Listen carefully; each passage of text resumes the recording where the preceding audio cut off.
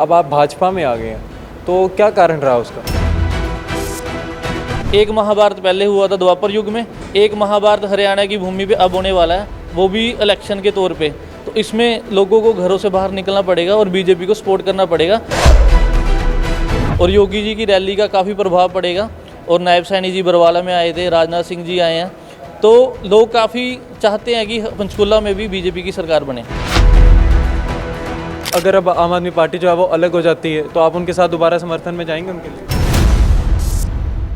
जब टिकट का बंटवारा हुआ था तब भाजपा, कांग्रेस या आम आदमी पार्टी को कहें तो काफ़ी कार्यकर्ता नाराज़ हुए थे, जिसके चलते कोई इधर से उधर, कोई दूसरी पार्टी में जा रहा था। इसी के चलते आज हमारे साथ सुमित शर्मा जी मौजूद हैं, जो इस समय भाजपा के कार्यकर्ता हैं। बहुत बहुत स्वागत है सर आपका। तो धन्यवाद आपका।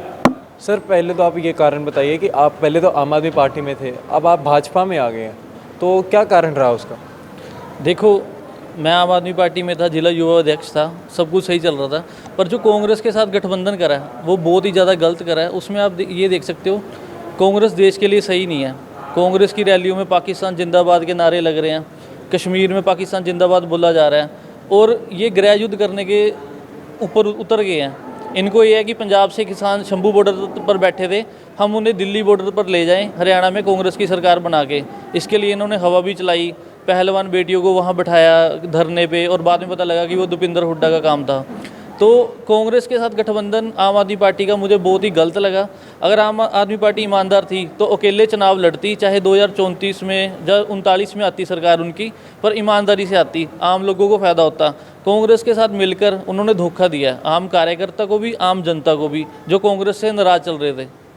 अच्छा, एक डेजिग्नेशन छोड़ के, चलो आपने तो कहा दिया कि हाँ कांग्रेस से गठबंधन कर रही थी, इसलिए मैंने जो वो आम आदमी पार्टी से जो है वो अलग हो गया। लेकिन अगर आप सिर्फ आम आदमी पार्टी की बात करो, अब तो गठबंधन नहीं था विधानसभा चुनाव में, तो उसको कैसे लेके आप चलते कि हाँ, क्योंकि अब तो गठबंधन नहीं था और अब अलग होने वाला क्या था? आम आदमी पार्टी ने 12 तारीख तक अपने पूरे कैंडिडेट क्लियर नहीं करे थे, ना ही कांग्रेस ने। इनका पहले था 85 और 5 का, 85 सीटों पे कांग्रेस लड़ना चाहती थी, 5 पे लड़ना चाहती थी आम आदमी पार्टी, पर कुछ वजह से कांग्रेस इन्हें सीटें नहीं देना चाहते थे, तो इन्होंने बाद में अलग अलग लड़ना। पर इलेक्शन के बाद ये दोनों फिर इकट्ठे हो जाएंगे। ये मसेरे भाई हैं, मासी के लड़के हैं दोनों, और सुशील कुमार गुप्ता जी और हुड्डा जी के साथ अच्छी बनती है उनकी दोनों की। तो बाद में भी ये जो एकजुटी होने वाले हैं और लोगों को इसका नुकसान होने वाला है। और इंडिया में बल्कि बीजेपी की सरकार गृह युद्ध से बचा सकती है अगर हरियाणा में कांग्रेस की सरकार आती है। एक महाभारत पहले हुआ था द्वापर युग में, एक महाभारत हरियाणा की भूमि पे अब होने वाला है, वो भी इलेक्शन के तौर पे। तो इसमें लोगों को घरों से बाहर निकलना पड़ेगा और बीजेपी को सपोर्ट करना पड़ेगा।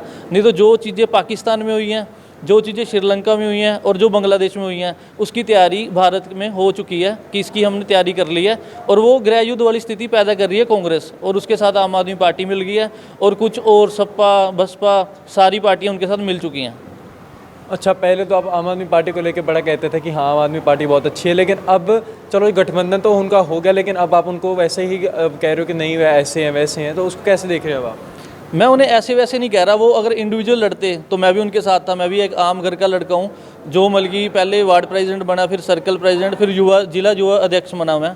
और अच्छा, आप युवा अध्यक्ष बन के अब आप कार्यकर्ता के रूप में भाजपा में आए हैं, तो उसका कुछ दुख नहीं हो रहा आपको? मुझे पहले अपने लिए देश प्यारा है, मैं भगत सिंह की सोच रखता हूँ और उनका फ़ैन हूँ मैं, भगत सिंह का, शहीद भगत सिंह का। और अगर वो 23-24 साल की उम्र में देश के लिए शहीद हो गए, तो फिर भी पोस्ट है, वो भी जिला युवा अध्यक्ष की। अगर मेरे पास स्टेट की भी होती तो मैं वो भी छोड़ देता, क्योंकि भाजपा देश के लिए सही है। तो अब भाजपा में तो आप आ गए हैं, तो कैसे कार्य कैसे कर रहा है आप? कार्य अच्छा है, लोग अच्छा सपोर्ट कर रहे हैं। कल योगी जी आए थे, योगी जी राजीव कॉलोनी, इंदिरा कॉलोनी के लोग भारी समर्थन में, पूरे पंचकुला के लोग वहाँ पहुँचे थे, और योगी जी की रैली का काफ़ी प्रभाव पड़ेगा। और नायब सैनी जी बरवाला में आए थे, राजनाथ सिंह जी आए हैं, तो लोग काफ़ी चाहते हैं कि पंचकुला में भी बीजेपी की सरकार बने। अगर अब आम आदमी पार्टी जो है वो अलग हो जाती है, तो आप उनके साथ दोबारा समर्थन में जाएंगे उनके लिए? नहीं, अब मैं समर्थन में नहीं जाऊंगा आम आदमी पार्टी के साथ, क्योंकि वो कांग्रेस के साथ मिल गया हैं। जो एक बार गलत जगह पे मिल गया, वो बाहर भी आएगा तो वो सही नहीं है, वो गंदा हो गया। इसलिए आम आदमी पार्टी के साथ कभी नहीं जाऊँगा फ्यूचर में मैं। अच्छा, मतलब आपका कहने का मतलब आप भाजपा के साथ ही जुड़े रहना चाहते हैं? अब भाजपा के साथ ही रहेंगे, जब तक जीवन है भाजपा के साथ ही रहूँगा। तो सर, आपको लगता है कि हाँ आपके आगे आपकी डेजिग्नेशन जो है वो और बढ़ेगी? मैं कार्य करूँगा देश के लिए, जो पार्टी को अच्छा लगेगा वो मुझे डेजिग्नेशन देंगे, और जो भी उन्हें अच्छा लगेगा मैं स्वीकार करूँगा। और मैं अभी पार्टी के लिए काम कर रहा हूँ, डोर टू डोर जा रहा हूँ और मीटिंगें अटेंड कर रहा हूँ और काफ़ी फंक्शन करवाए हैं सेक्टर 15-28 में और पूरे पंचकुला में हो रहे हैं और लोग सपोर्ट कर रहे हैं। ठीक है, बहुत बहुत धन्यवाद सर। तो ये थे हमारे साथ सुमित शर्मा जी, जिनका कहने का जो कह रहे हैं कि जो अभी भाजपा को जो है बहुत ज़्यादा सपोर्ट लोगों से मिल रहा है और इसी की तरह विधानसभा में भाजपा जो है वो आगे बहुमत से सरकार बनाएगी। कैमरामैन संदीप के साथ मैं सारांश Mehra, the summer news, Panchkula.